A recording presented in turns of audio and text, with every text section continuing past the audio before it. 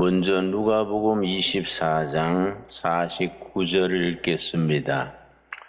누가복음을 쓴 저자가 사도행전을 기록했기 때문에 누가복음의 결론이 사도행전의 서론으로 되어 있습니다.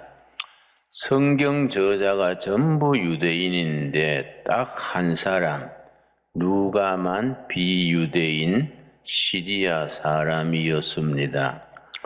자, 누가복음 24장 49절 말씀 볼지어다. 내가 내 아버지께서 약속하신 것을 너희에게 보내리니 너희는 위로부터 능력을 입혀질 때까지 이 성에 머물라 하시니라. 이 성은 예루살렘 성을 말합니다. 아버지께서 약속하신 것, 위로부터 오는 능력, 아버지의 약속하신 것, 위로부터 오는 능력을 입을 때까지 예루살렘 성에서 거하라. 예수님이 유언에 해당하는 말씀이십니다. 사도행전 1장 우리 들어가겠습니다. 사도행전 1장 4절 말씀. 예수님이 부활하신 후에 40일 동안 제자들과 함께 거하시다가 40일 후에 올리브 가수원에서 승천하셨습니다. 승천하시기 직전에 하신 말씀 사도행전 1장 4절입니다. 사도와 같이 모이사 그들에게 분부하여 이르시되 예루살렘을 떠나지 말고 내게 들은 바 아버지께서 약속하신 것을 기다리라. 예루살렘에 머물면서 아버지의 약속하신 것, 위로부터 오는 능력을 기다리라 하셨습니다. 그 5절 말씀에 아버지의 약속하신 것이 뭐이냐, 위로부터 오는 능력이 무엇이냐 일러줍니다. 5절. 요한은 물로 세례를 베풀었으나 너희는 몇 날이 못되어 성령으로 세례를 받으리라 하셨느니라. 아버지의 약속하신 것, 위로부터 오는 능력은 성령 세례를 말합니다. 그래서 사도행전 전체를 대표하는 구절이 1장 8절입니다. 사도행전 1장 8절을 사도행전의 키워드, 키는 열쇠지요. 열쇠가 되는 말씀, 사도행전에서 딱 한 구절 뽑자면은 사도행전 1장 8절입니다.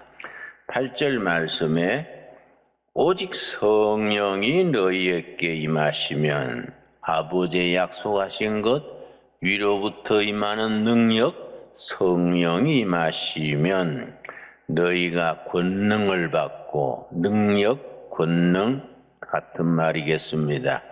권능을 받고 예루살렘과 온 유다와 사마리아와 땅 끝까지 이르러 내 증인이 되리라 하시니라. 8절이 시작할 때에 맨 앞에 오직이란 말이 나옵니다. 오직이란 말이 없어도 문장은 아무 지장이 없는데 오직이란 말이 왜 붙었느냐? 아버지의 약속하신 것, 성령의 능력을 받는 길, 그것이 크리스찬으로서 살아가는 유일한 길이다. 오로지 다른 대안은 없다. 오직 성령이 임하셔야 된다. 오직 너희에게 성령이 임하셔서 하나님의 사람이 되어서 아버지의 약속하신 것, 권능, 능력을 받아서 예루살렘과 유다와 사마리아와 땅 끝까지 내 증인이 되리라. 이렇게 일렀었습니다. 그러니까 우리가 크리스찬으로서 살아가는 데는 유일한 길이 성령 받는 길입니다. 그래서 영국이나 미국의 영어권에서 쓰는 욕 중에 야, 성령 받지 말고 목사나 해 먹어라. 그런 욕이 있어요. 성령 받지 말고 목사나 해 먹어라. 가만 생각해보면 정말 욕 중의 욕입니다. 성령 안 받은 사람이 목회하려면은 그 평생 징역 같은 거지요. 자기만 징역 사는 게 아니라 성도들도 징역 살지요. 그걸 곱징역 그럽니다. 본인도 성도들도 성령의 영적 체험이 없는 사람이 목회자로 있으면은 다 힘들지 않습니까? 그래서 오직이 들어갑니다. 다른 대안이 없다. 오로지 옥리 오직 성령이 너희에게 임하시면 너희가 권능을 받아서 권능을 왜 받느냐? 네 좋아라고 받는 거 아니다. 권능을 받는 이유가 증인되는 거이다. 그래서 그 증인되는 순서를 차근차근 예루살렘, 유다, 사마리아 땅끝까지 지금 우리식으로 말하면 동두천, 양주, 경기도, 대한민국, 또 중국, 세계로 단계적으로 일러줍니다. 증인이 되라, 증인. 그 성령 능력을 왜 받느냐? 증인되라고 받는 것이지 자기 좋아라고 받는 건 아니다 이 말씀이죠. 이 권능이란 말이 참 의미가 깊습니다. 성령 받으면 권능을 받는데 권능이란 말이 헬라어 성경에는 이 아주 뜻이 깊습니다. 두나미스입니다. 두나미스가 권능인데 두나미스, 성령 받으면 두나미스를 받는다. 그 두나미스 가지고 복음의 증인이 된다. 두나미스에서 나온 영어 단어가 둘입니다. 그 영어 단어 두 개의 의미를 잘 이해하면 성령의 권능을 이해하는 데에 깊이가 있어집니다. 첫째 두나미스에서 다이나마이트, 비슷하지요? 다이나마이트, 두나미스. 성령이 임해가지고 폭발적인 바위를 깨뜨리고 산을 무너뜨리고 이런 성령의 폭발적인 능력. 사람으로 말하면 막 깡패가 회개해서 전도자가 되고 막 흉악한 성격이 성령 받으면은 참 그렇게 성품이 달라지고 이 다이나마이트 같은 폭발적인 능력입니다. 그런데 다이나마이트 같은 폭발적인 능력만 있으면 또 곤란하지요. 일상생활에 맨날 폭발하면 곤란하지 않습니까? 가정주부가 뭐 성령의 다이나마이트한 능력 받으면 설거지 하다가 그릇 다 깨버릴 거 아닙니까?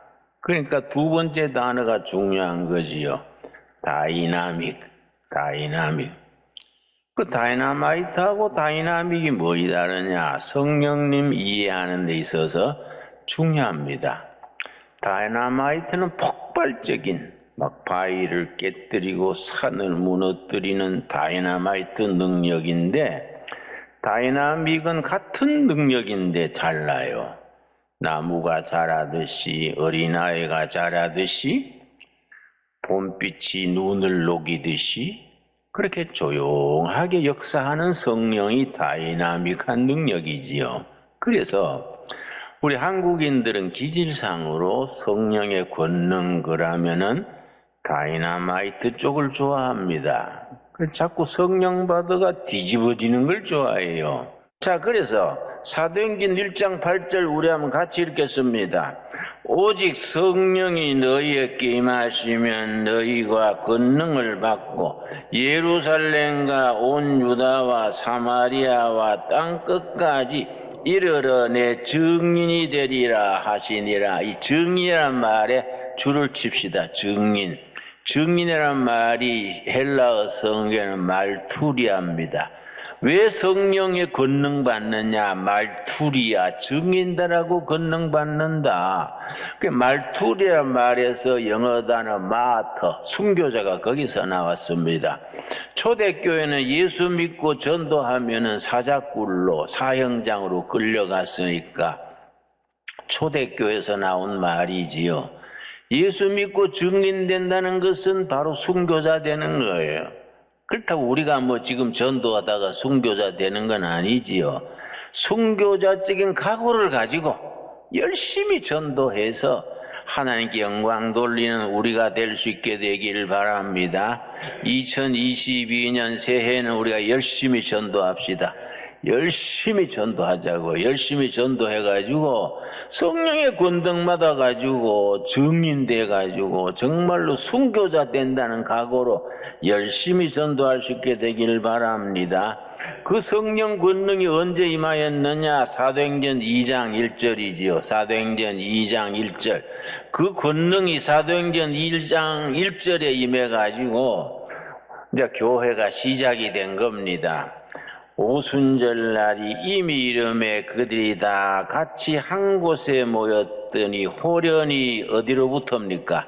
하늘로부터 아버지의 약속하신 것, 하늘로부터 임하는 권능, 성령의 능력이 임한 겁니다. 그런데 사도행전 2장 첫 부분에 성령이 권능으로 임하기 전에 사도행전 1장에 세 가지 준비가 있었습니다.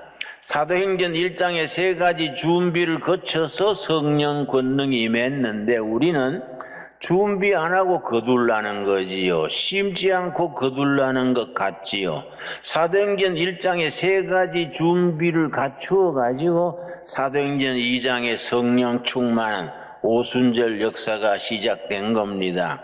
자, 첫째 뭐냐? 사도행전 1장의 준비가 몇 가지라고요? 세 가지 딱 마음에 새깁시다. 첫째가 뭐냐? 1장 14절입니다. 1장 14절 말씀. 여자들과 예수의 어머니 마리아와 예수의 아우들과 더불어 마음을 같이하여 오로지 기도에 힘쓰느라. 더불어 마음을 같이하여 오로지 기도에 힘쓰더라. 같은 비슷한 말을 세 번 되풀이 강조했지 않습니까? 합심기도. 오순절 성령 충만 임하기 전에 예수님을 승천하시는 예수님을 오리브 가수원에서 마중하고 오로지 마음을 같이하여 더불어 마음을 같이하여 오로지 기도에 집중했습니다. 기도에 세상 만사 다 제쳐놓고 더불어 마음을 같이하여 오로지 강조를 한 겁니다. 기도에 힘썼습니다. 여러분 2022년에 우리 진광두르의 성도님들은 기도하는 해가 될 수 있게 되기를 바랍니다. 더불어 마음을 같이하여 오로지 기도해서 기도의 열매로 하나님께 영광 돌리게 되기 바랍니다. 두 번째 22절이지요. 22절 말씀. 항상 우리와 함께 다니던 사람 중에 하나를 세워 우리와 더불어 예수께서 부활하심을 증언할 사람이 되게 하여 하리라. 더불어 예수 부활을 전하는 전도지요. 전도. 더불어 예수의 부활을 전하는 전도에 열심히 있을 때에 그때 성령께서 충만으로 임한 겁니다. 첫째는 더불어 마음을 같이해서 오로지 전도의 열심을, 기도의 열심을 다했고, 두 번째는 더불어 마음을 합해서 예수 부활을 증거하는 전도의 열심을 다했습니다. 세 번째 25절입니다. 25절, 26절 말씀. 세 번째 준비가 있어서 2장 1절 시작되면서 오순절 성령 역사가 탁 아주 임했습니다. 25절. 봉사와 및 사도의 직무를 대신할 자인을 보이시옵소서. 유다는 이 직무를 버리고 제 곳으로 갔나이다 하고 제비 뽑아 마띠아를 얻으니 그가 11사도의 수에 들어가니라. 그 교회의 기초를 이루는 모든 행정 조직을 그릇을 만든 겁니다. 지난주에 우리가 각 재직들 부서 책임자들 임명했지요. 이게 사도행전 1장 25절 26절에 해당하는 겁니다. 가룟 유다가 자기 길로 가서 목매 죽었으니까 12사도 중에 한 사람이 빠진 자리를 제비 뽑아서 누구를 얻었다 그랬습니까? 마띠아를 가룟 유다 대신에 12사도로 뽑아가지고 그래서 교회를 봉사하고 시민들을 봉사할 자리로 조직을 딱 재편했습니다. 여러분, 조직 자체가 중요한 것이 아니라 조직은 성령이 역사할 수 있는 그릇입니다. 물을 담으려면 그릇이 되지 않습니까? 성령이 역사하시는데도 교회라는 조직이 필요하지요. 그래서 너 혼자 예수 잘 믿고 깨끗하게 살다가 천국 간다, 그거는 영적이 아니지요.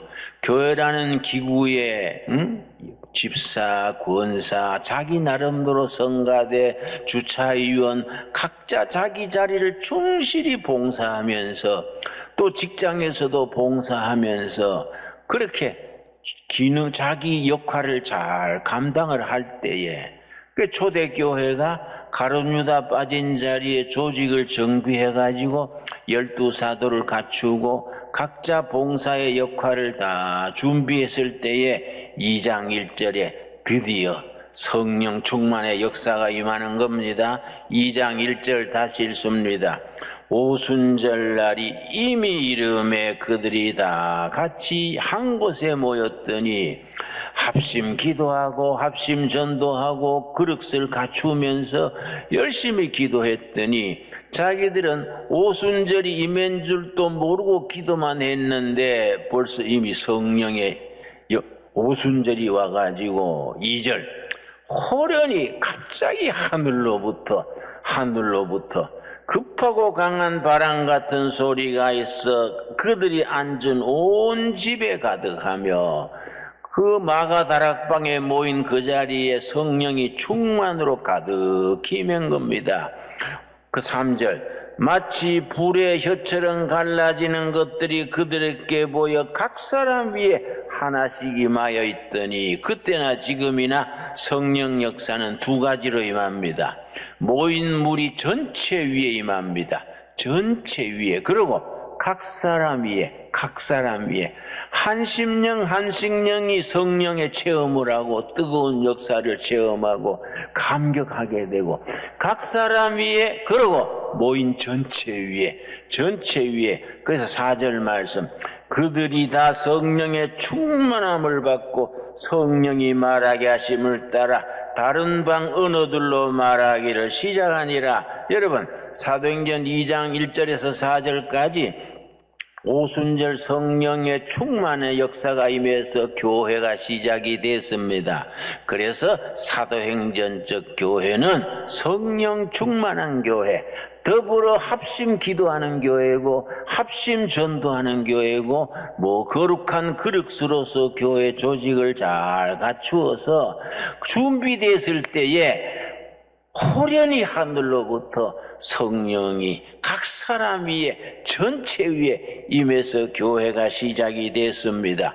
그래서 그 사람들이 뜨거워져 가지고 예루살렘 시내에 나가서 노방전도를 한 거지요. 더불어 예수 부활하신 걸 전하려고 시내에 나가서 막 사도 베드로가 예루살렘 시가지에서 막 과담대하게 전했지요. 그랬더니 사람들이 놀래가지고 뭐라 그랬습니까? 13절입니다. 13절, 12절, 13절 말씀. 다 놀라며 당황하여 서로 이르되 이 어찌된 일이냐 하며 또 어떤 이들은 조롱하여 이르되 그들이 세술에 취하였다. 이해가 안 가니까 이 사람들은 포도주나 이런 막걸리 먹은 게 아니라 새로운 술 마셨다. 우리 지금까지 못 먹어본 새술이 취행기다. 성령에 취한 줄은 모르고 이 사람들이 새술이 취했다. 놀래가지고 그때 사도 바울이 착 나서가지고 새술이 취한 게 아니다 이 사람들아. 예루살렘 시민들한테 아주 담대하게 설교하는 겁니다. 14절입니다. 14절 말씀.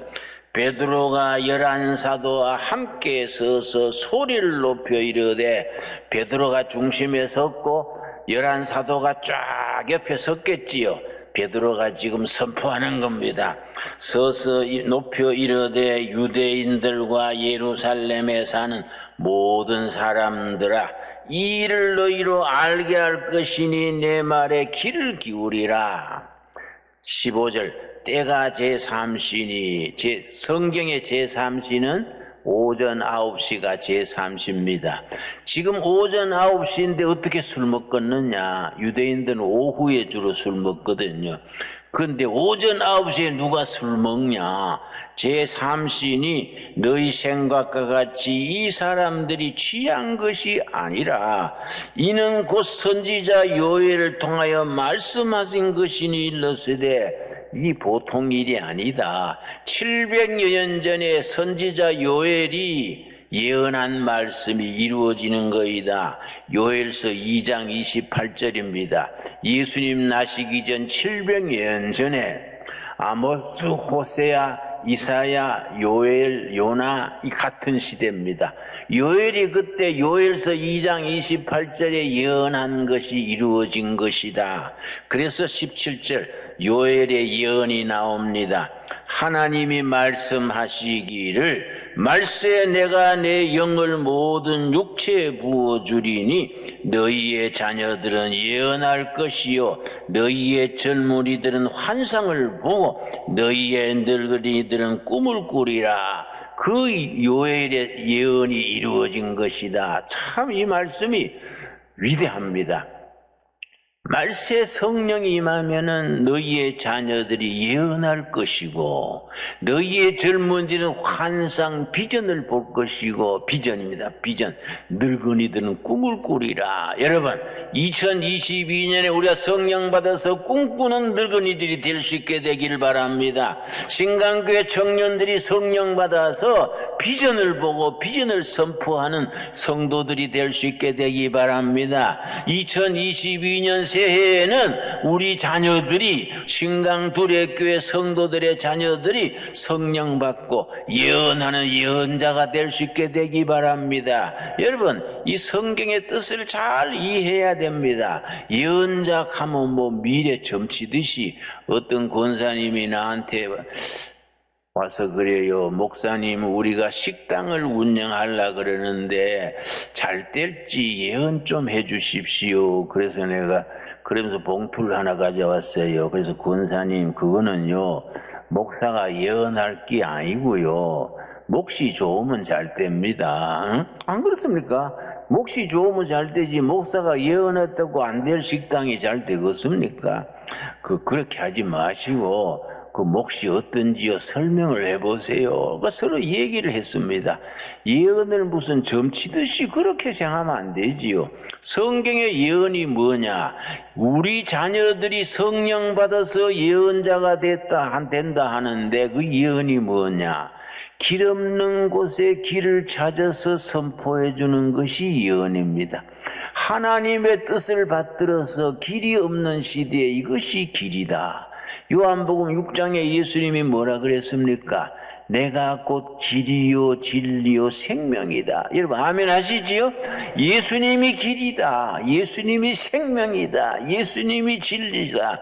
우리 자녀들이 예수 믿고 성령 받아가지고 예수님이 길이고 진리고 생명이신 것을 전파하는 것이 예언한다는 겁니다. 젊은이들이 환상 비전을 볼 것이고 비전이 뭡니까? 이 단어에 대한 의미를 정확하게 알아야 됩니다. 온 교인들이 온 국민들이 기업으로 말하면 온 사원들이 함께 바라보고 나갈 미래의 목표 이게 비전입니다. 비전.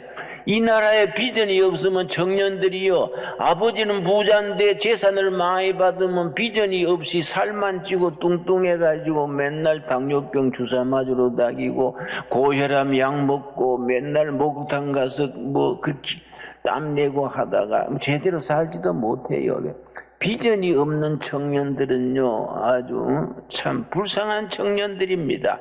성령 받으면은 길 없는 시대에 길을 찾아서 선포할 수 있는 그 예언자가 되고 성령을 받으면 우리의 젊은이들이 온 교인 온 국민이 함께 바라보고 나가야 될 미래의 목표 목표를 딱 세워서 그 목표를 향해서 전진하는 거지요. 지금 배고프고 지금 힘들고 지금 어려워도 미래에 대한 희망, 목표가 분명하면 인간은 힘을 내는 겁니다. 소망을 가지고 가는 겁니다. 아무리 환경이 좋고 다 갖추어도 비전이 없으면은, 미래의 목표가 없으면은 우울증 걸리고 신경쇠약 걸리고 사람들이 재구시를 못하는 거이지요. 신앙생활이 왜 위대합니까? 성령 받으면은 없던 희망이 생기고 목표가 생기고 함께 바라보고 나가야 될 깃발이 생기는 거예요. 그래서 신앙이 위대한 겁니다. 성령 받으면 너희 늙은이들이 꿈을 꾸리라. 성령 받으면 너희 젊은이들이 비전을 볼 것이고, 성령 받으면 너희의 자녀들이 예언자가 될 것이다. 이 말씀이 우리에게 현실적으로 이루어지는 복된 해가 될 수 있게 되기 바랍니다. 이 프로그램은 여러분의 미디어 선교 후원으로 제작되었습니다. 선교는 사명, 후원은 동역. 당신도 복음을 전할 수 있습니다. 선교 후원 02-6333-1003번